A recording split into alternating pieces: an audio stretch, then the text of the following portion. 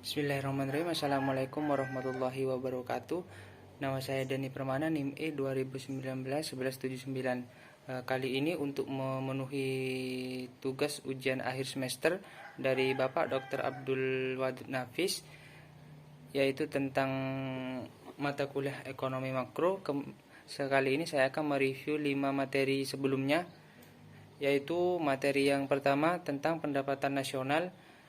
Adapun pengertian pendapatan nasional adalah nilai total output suatu negara dari semua barang dan jasa yang diproduksi dalam satu tahun. Konsep pendapatan nasional yang pertama ada produk domestik bruto atau gross domestic product, merupakan jumlah produk baik barang maupun jasa yang dihasilkan oleh unit-unit produk di dalam batas wilayah suatu negara atau domestik selama satu tahun. Yang kedua adalah produk nasional bruto atau gross national product, adalah nilai produk baik barang atau jasa yang dihasilkan oleh produk suatu negara atau nasional selama satu tahun, termasuk yang dihasilkan di luar negeri oleh warga negara tersebut. Yang ketiga ialah pendapatan nasional neto atau net national income, adalah pendapatan yang dihitung menurut jumlah batas jasa yang diterima oleh masyarakat sebagai pemilik kantor produksi. Yang keempat ialah produk nasional neto, adalah produk nasional kotor dikurangi penyusutan modal. Yang kelima, pendapatan perseorangan atau personal income, ialah merupakan jumlah pendapatan yang diterima oleh setiap orang dalam masyarakat. Yang keenam, pendapatan yang siap dibelanjakan, yaitu memiliki nama lain disposable income atau pendapatan yang siap untuk dimanfaatkan guna membeli barang dan jasa konsumsi, selebihnya menjadi tabungan yang akan disalurkan sebagai investasi. Selanjutnya adalah manfaat perhitungan pendapatan nasional. Untuk yang pertama adalah mengetahui tingkat kemakmuran suatu negara. Yang kedua, mengevaluasi kinerja perekonomian dalam skala tertentu. Yang ketiga, mengukur kinerja perekonomian suatu negara secara berkala. Yang keempat, memudahkan dan membandingkan kinerja ekonomi dari setiap sektor. Yang kelima, sebagai indikator kualitas hidup masyarakat di suatu negara. Yang keenam, suatu indikator perbandingan kualitas standar hidup suatu negara. Yang ketujuh, sebagai indikator perbandingan kinerja antar negara. Yang kedelapan, sebagai indikator dan perbandingan tingkat pertumbuhan ekonomi dari waktu ke waktu. Dan untuk yang terakhir, sebagai indikator dan perbandingan ekonomi dari kekayaan dan kekayaan dari suatu negara. Selanjutnya adalah macam-macam metode penghitungan pendapatan nasional, yaitu metode pertama, metode pendekatan nilai produksi, yaitu menjumlahkan barang atau jasa yang diproduksi oleh seluruh usaha baik itu BUMN maupun UMKM pada suatu negara dalam waktu setahun.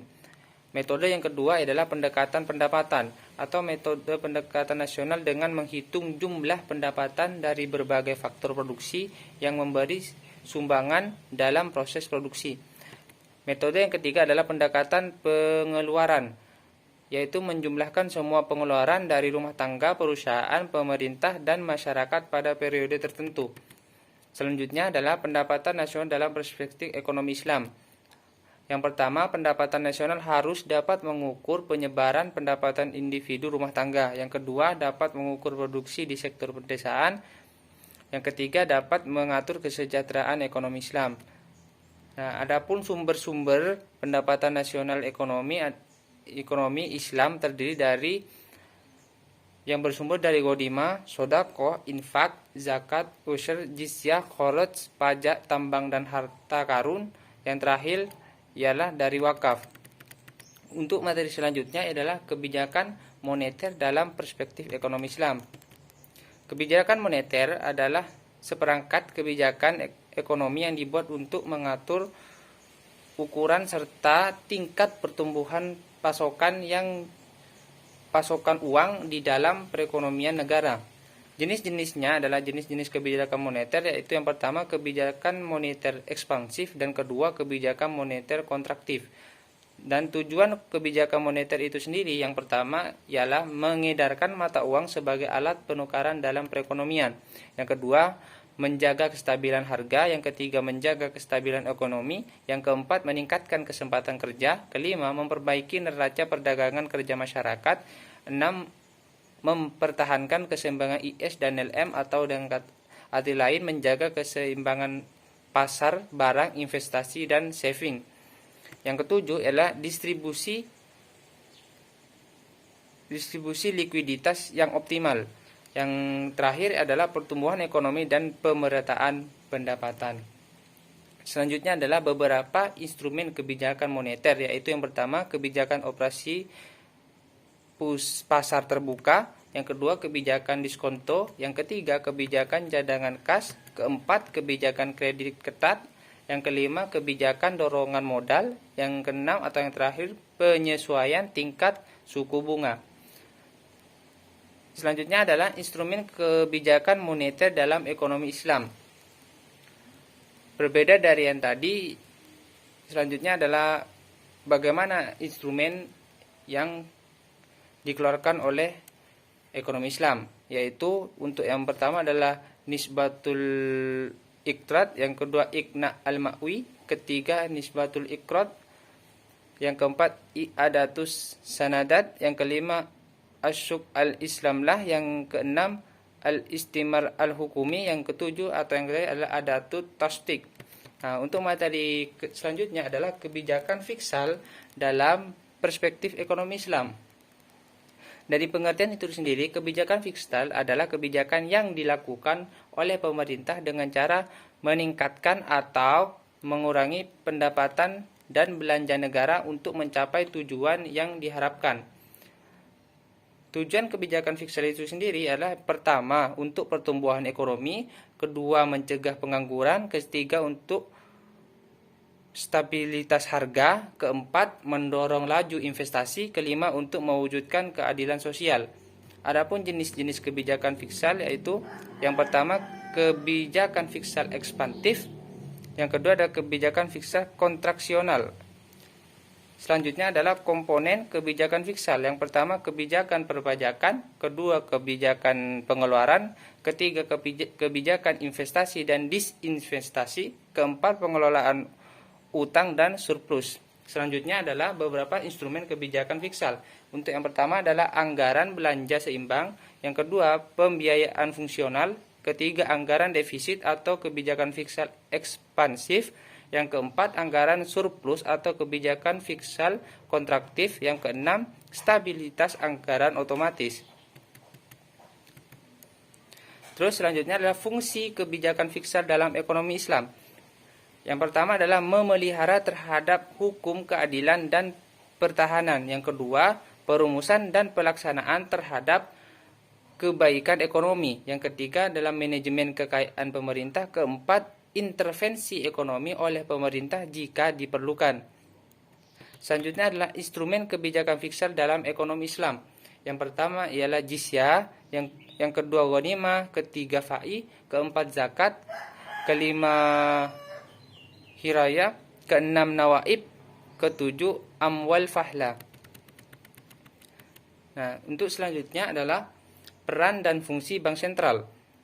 Bank sentral adalah sebuah instansi atau lembaga keuangan yang memiliki tanggung jawab atas suatu kebijakan moneter dan melahirkan tingkat aktivitas ekonomi yang stabil dalam suatu negara. Dan tujuan bank sentral itu sendiri adalah untuk mencapai dan memelihara kestabilan nilai mata uang yang tercermin dari laju inflasi dan perkembangan nilai tukar uang dalam negeri terhadap mata uang asing atau mata uang internasional. Tugas bank sentral itu sendiri yang berkaitan dengan pemerintah adalah pertama, penyediaan kredit terhadap pemerintah, kedua, mengatur kas pemerintah, ketiga, membantu proses lelang dan menjual surat hutang negara, keempat, melakukan pengedaran uang sebagai alat pembayaran sah, kelima, mempunyai hak penuh terhadap percetakan dan produksi uang, keenam, mempunyai hak penuh terhadap percetakan uang. Selanjutnya ada tugas bank sentral dalam perbankan.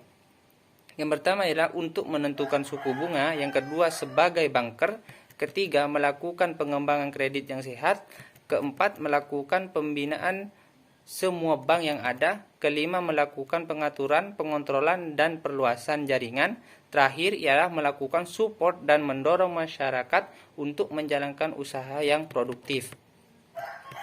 Untuk materi selanjutnya adalah tugas dan wewenang Otoritas Jasa Keuangan atau yang biasa kita sebut dengan OJK. Otoritas Jasa Keuangan atau OJK adalah lembaga negara yang memiliki fungsi dan tugas dalam penyelenggaraan sistem pengaturan dan pengawasan terhadap industri jasa keuangan secara terintegrasi. Dalam pengawasan Otoritas Jasa Keuangan atau OJK, distribusi yang diawasi adalah yang pertama adalah perbankan, kedua pasar modal, ketiga asuransi, keempat dana pensiun, kelima lembaga pembiayaan, keenam lembaga jasa keuangan lainnya. Selanjutnya adalah beberapa asas OJK. Yang pertama adalah asas independensi, yang kedua asas kepastian hukum, ketiga asas kepentingan umum, kelima asas keterbukaan. Selanjutnya asas profesionalisme, 6 asas integritas, yang terakhir adalah asas akuntabilitas. Terakhir adalah tugas OJK itu sendiri. Yang pertama, mengatur dan mengawasi jasa keuangan baik di sektor perbankan maupun non-perbankan. Yang kedua, mengatur dan mengawasi aktivitas jasa keuangan di sektor asuransi, dana pensiun, lembaga pembiayaan, dan lembaga keuangan lainnya. Yang ketiga adalah mengatur dan mengawasi kegiatan jasa di sektor pasar modal.